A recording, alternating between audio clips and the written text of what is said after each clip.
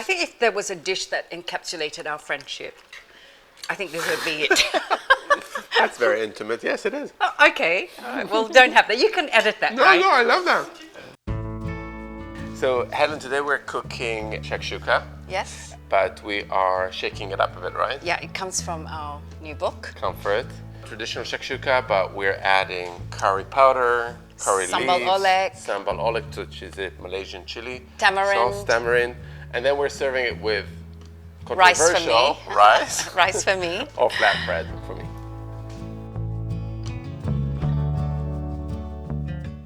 You know, calling it shakshuka because it's got all these flavors that normally don't go into shakshuka. I know, but isn't that great? It is great. So shall I toast some spices? Yeah. So the spice for it's your shakshuka, right? Yeah, it is.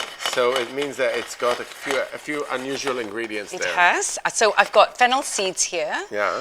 And 2 cloves with the seeds from 2 cardamom pods. Yeah. So I'm just going to bring out that flavor just by giving it a little toast. And I'm going to start the other bit, which is in this larger pan. I think now it's not too hot. I'm just going to start by cooking some curry leaves, about 10 curry leaves straight in there. And some mustard seeds. Love how they do that. The I sizzle. know. It's just that popping sound. And just that, it tells you when it's ready, that popping Totally. with that. I love that. So I'm just going to give it a little shake. So on medium heat. And the thing with both curry leaves and with mustard seeds, you don't want to cook them too long. No, they get a bit bitter, don't they? Yeah. So as soon as they start to pop, which is like 30 seconds, I'm going to add my onion and that will cool down the oil. Yeah. So some sliced red onion. I'm going to crush these seeds. We're kind of infusing the shakshuka sauce from the base. Yeah. Right? And it's funny how we call everything shakshuka. It's like everything is pizza. Everything that's got a base and a topping is a pizza. There's so many dishes around the world for braised eggs. Yeah. But shakshuka kind of became the buzzword for braised eggs. But Yeah. this could be anything really, and that's the beauty of it, is that when you cook an egg and it's in a sauce, it just kind of stays nice and soft and gets the flavors, but also keeps its own identity. Yes, but I think people also have this idea now that they know, as soon as you say shakshuka, they know it's going to be eggs poached in tomato of some kind, right? Totally. So I'm just slow cooking the onions here. It should take about, under 10 minutes just to caramelize them, give them a bit of sweetness. Yep. At the same time, they're absorbing all these wonderful flavors from the curry leaves Yeah, and it the smells mustard so seeds. good already. So And my spices are pretty what have we got good. there? So that's what we toasted before, which is the fennel and the cloves and the cardamom pods. Yeah. And then I'm going to put it together with the other spices, which is curry powder. Quite a mild one, right? Yeah. Do you think it's going to fit? Yeah, I will fit. There Curry we powder. go. Curry powder. We're going to have a little bit of cinnamon for sweetness. So we've got sweetness, those kind of curry flavors with the cumin and turmeric, and they're both all very warming, right? All very warming, and then you've got that sort of sharpness of the acidity from the tomatoes. Yeah. So it's quite complex and lovely. I'll add some more flavor by Yeah. adding ginger Shall and I garlic. chop up this for yeah. you? So the garlic can be also ground or chopped. It's really completely doesn't matter. Yeah. Once the onion starts getting color and kind of losing volume, Yeah. you want to make sure that it doesn't start burning. Yeah. So I normally take the heat down at this point. I think people have to adjust, because I find that with gas, it probably cooks a lot faster Yeah. than. I know at my home that it comes together a lot faster. Yeah. So I've got ginger here.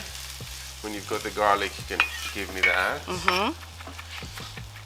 It's quite. And at the same time, I'm also adding these fresh tomatoes.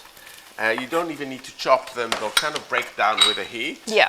But I like it that they kind of stay present there as well. So we're going to add tin tomatoes as well. But there's nothing like a fresh tomato in this context to kind of as pops of freshness. Yeah, right? I agree. I think it's really nice contrast to the tin tomatoes that Yeah. you have. And if you give me... I mean, my garlic's a little bit rough, but it's give okay. me a rough garlic. Yeah, rough garlic over to you. Garlic.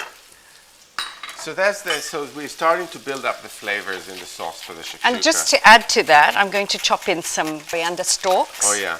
So that really will give a deep coriander flavor, Yeah, right? I love really it. Nice. Yeah, and it's so nice that the whole bunch is used because we're going to use the leaves for the garnish. Yeah, you can at garnish the with the end. leaves, or you can use them. Coriander has got so many endless uses, but in this case, we're going to use them as well. So I'm going to give this like 5 minutes just for the tomatoes to break down a bit, and then for the ginger garlic to cook down, so it's not harsh, obviously. Yeah. Some of the tomatoes are already breaking. It shouldn't take more than like 5 minutes before we turn it into a sauce. Add the spices, add the tomatoes, and let it cook down. Yeah.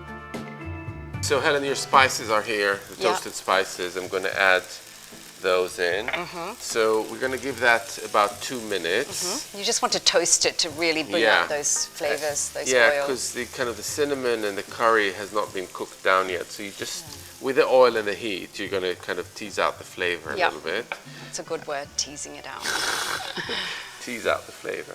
Some words are only used in the cookery books. Oh yeah, exactly. So I'm just going to cook the spices for about 2 minutes now, and then give it a little stir, which is really nice. So anyone that likes shakshuka, you would love that, because that's exactly like the shakshuka, but with a little bit of an extra And angle. I would eat it with rice, but you'll probably have flatbread I'd with be it. no, I'd be happy with both. So we've Yeah. got some flatbread here that we can toast in a minute, and that would be very nice. But I think some jasmine rice or basmati rice, fluffy, will take it really nicely. That with some cucumber on the side, and I'm halfway to nasi lemak, right? Yeah. Or you know, all these nice rice dishes that you have in Malaysia that you eat with egg. It's such a wonderful thing to do. Nasi lemak is one of them. Yeah. And nasi goreng. So I think the spices are cooked. So I'm just going to slightly start adding the other elements that go in, because we want to cook them down. So it's a tin of tomatoes.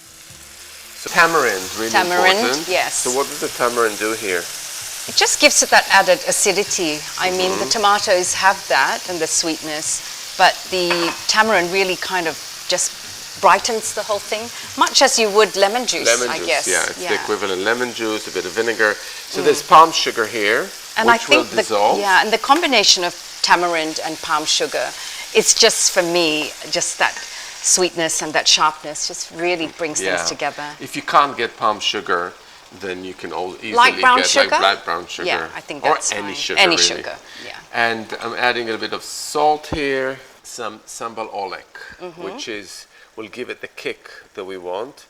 So that's a Malaysian chili sauce, right? Yes, it's slightly fermented, so you could use, shatta. Yeah. If you have an Ottolenghi, chili, jarred chili, that would be absolutely fine here. Yeah, sure, because we want to cook it down. So we want to give it the time for all the flavors to come together, and during that reduction, concentrate. I reckon it's getting there. You know why? Because I'm starting to cough. Oh, really? The texture to be much thicker than that. Yes, so you want it to be moppable. Yeah. Whether with rice exactly. So or then, bread. the key to every shakshuka is to have the right texture or the right viscosity for the sauce, so the eggs just nestle there, but they're not like cramped in something too thick, but something a bit runny, but not too runny. Yeah. So I'll just bring it to the boil or to a simmer, and we'll give it about 20 minutes roughly to just kind of reduce and become all luscious and thick and beautiful, and then we'll break the eggs in. Sounds great. So this is nice and thick, right, Helen? It looks good. Yeah. It's ready to receive the eggs. It So is. you make little. I'll just crack an egg. divot here. This is not a very good one. Nice. So let's One do more. another Where do you one want to go? there. Here? Yeah. I mean, you don't really need two people to do it, but it's quite fun. You definitely don't need two people. Yeah. Yeah. That looks really nice. So I love that bit. Once you've added the egg and the egg whites just starts turning white. So I'll just get a little bit of salt and kind of slightly season every egg. We'll just put a lid on. So they steam a bit as well. Yeah, the eggs kind of steam. They kind of puff up a bit more when you do that. Yeah. And then we'll give it 5 minutes, 6 5 minutes. Oh, the eggs are cooked, right? Perfect. And it's nice. They're steamed. But when you shake the pan, you can see that they're still It's a bit still wobbly. wobbly, I'm going to take them off the heat. Are you going to do? I'm going to cook the curry leaves just for the final flourish. Nice. And we're going to use the leaves, but also that oil is so aromatic and beautiful. Yeah, the oil just sucks in the flavor from the leaves. It does. And then when you drizzle it over the shakshuka, you get that extra curry leaf flavor. Yeah. The oil and leaves. Oh, that is just the sizzle of joy. Whoa. Nice. That is so easy and so delicious. I'm going to throw all these coriander leaves on top. And that's, look how beautiful that looks. Look how beautiful that looks. I love it. Very happy with that. I'm ready to eat. So, Helen, you're getting rice. Yes, please. And you're getting your beautiful An egg. shakshuka. An egg. Yeah. Goes without saying. Yes. Look at that. Superb. That Oh my looks God, good. that looks so good. Thank you so much. Yum. Can I start? You can start. I think I was going to say I'm going to have flatbread, but I think No, I'm you also can't going to have resist some the with rice. rice. No, Yeah, you can't resist especially if you've got all those Asian flavors. I mean, tamarind and sambal without rice. Come on. My God, It's good. it's so delicious. It hits the spot. It hits the comfort spot. Totally. And the rest. Oh my God, it's so good. He's laughing. Which other spot were you thinking, V? Chuckle. I know. It hits all the spots All for the spots, me. every spot. It's so yummy. It's so good. So this is a wonderful supper, right? Like at the end of the day, you put it all together, and it's like a end of the day. I thought you were quick going to supper. say breakfast because shakshuka is kind of brunchy breakfast, isn't it? I think it could go breakfast as well. I think it could Some go people- breakfast, lunch, or dinner. Yeah, some people would say, "Oh, I don't have spicy food for breakfast," and this has a nice kick to it. yeah. But if you are the kind of person that likes spicy food for breakfast, this is like the ultimate breakfast or brunch. Yeah. But I can have it anytime. And if you're of the day. Malaysian and you normally have nasi lemak, well, I reckon you can have shakshuka. You can. Sambal shakshuka. Yes, because it's nasi lemak, but then it's shakshuka, it's Ottolenghi, but then there's something that I've brought to the table with it. So It's amazing. It's so good. You should all make it. definitely.